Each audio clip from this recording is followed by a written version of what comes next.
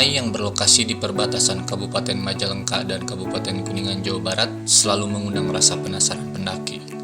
Banyak pendaki yang ingin menaklukkan gunung yang memiliki ketinggian 3078 meter di atas permukaan laut itu. Baik pendaki pemula maupun profesional punya kebanggaan tersendiri jika berhasil mencapai puncak gunung tertinggi di Jawa Barat itu. Ada tradisi-tradisi lokal yang harus dihormati para pendaki agar selamat dalam pendakian. Artinya para pendaki selain harus memiliki teknik yang baik dan stamina yang fit, juga diminta menghormati tradisi setempat yang berlangsung turun-temurun. Hal lain yang dipercaya para pendaki hingga saat ini tidak boleh berbicara sembarangan dan harus membuang rasa sombong. Jika ada pendaki yang berkata kasar seperti makian dengan menyebut nama binatang, seringkali membuat yang bersangkutan mendapat masalah. Demikian juga dengan rasa sombong. Misalnya merasa lebih jagoan dari yang lain dan mengklaim mudah melakukan jalur pendakian dengan waktu singkat, lebih baik perasaan seperti itu dibuang jauh-jauh. Jalur Palutungan adalah jalur paling pendek jaraknya dan jalur ini memiliki 8 pos untuk mencapai puncak. Jalur ini menjadi pilihan ketika saya melakukan pendakian open trip bersama teman-teman dari Sukabumi dan Cianjur. Secara estimasi, untuk mencapai pos 1 harus menempuh perjalanan selama 2,5 jam. Kami berjalan secara perlahan melewati rumah-rumah warga, kemudian kami melewati lahan perkebunan, ada juga kandang sapi di sekitar perkebunan. Selanjutnya kita masuk ke hutan pinus yang mana hutannya sangat rimbun sekali. Kicauan burung yang indah sangat memanjakan telinga. Perlu diingat bahwa dari base camp menuju pos 1, trek pendakiannya sangat licin, karena didominasi tanah liat merah. Saya dan teman saya, Kang Robin, memilih berangkat terlebih dahulu meninggalkan rombongan di tengah suasana gemericik hujan. Dan kami pun menikmati pendakian yang lumayan menyiksa ini. Sepatu berat karena tertempel tanah liat. Selain itu, hujan sesekali turun memaksa kami harus memakai jas hujan. Dan kami sempat terpleset karena permukaan yang licin. Hingga akhirnya kami sampai di pos 1 pukul 12 waktu Indonesia Barat. Kami lebih lama 15 menit dari estimasi. Kami pun memutuskan istirahat di sebuah musola. 6 jam perjalanan dan setelah melewati 5 pos, kami pun sampai di pos 6 pukul 18.30. Kami beristirahat dan melihat lagi estimasi untuk menuju puncak. Estimasi menuju puncak dari pos 6 adalah 2 jam. Kami pun berunding dan terkait di mana istirahat mendirikan tenda. Dari pertimbangan yang kita sepakati, akhirnya kami bermalam di pos 6. Alasannya karena jarak menuju puncak sudah dekat.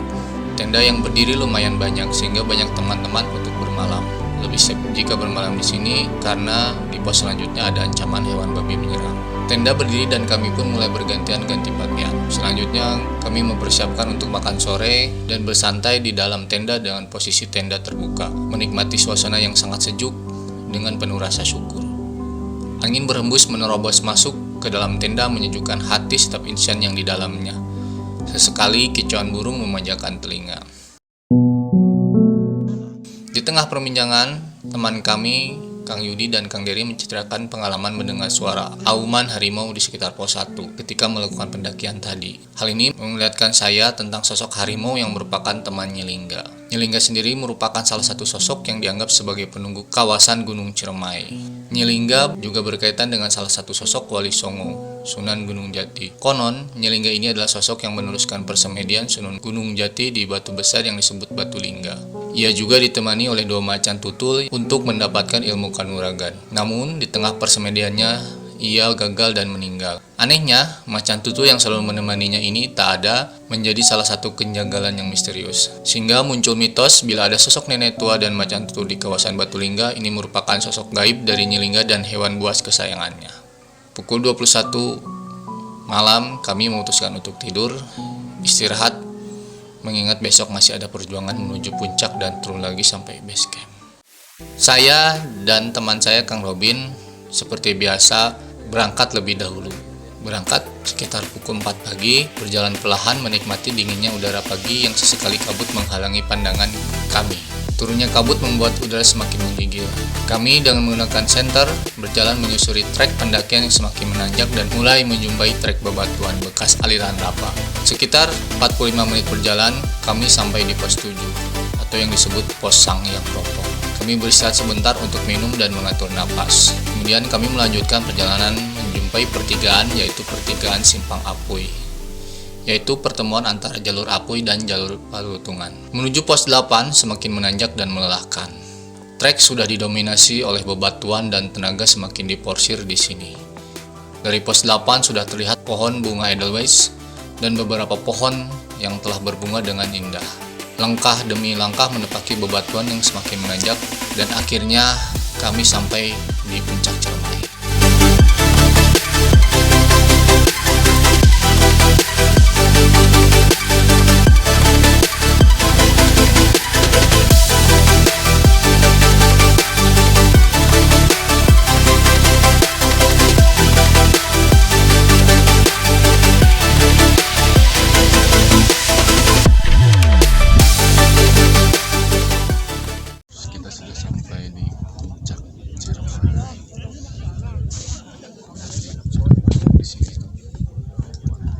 Ini sekitar pukul 7:30.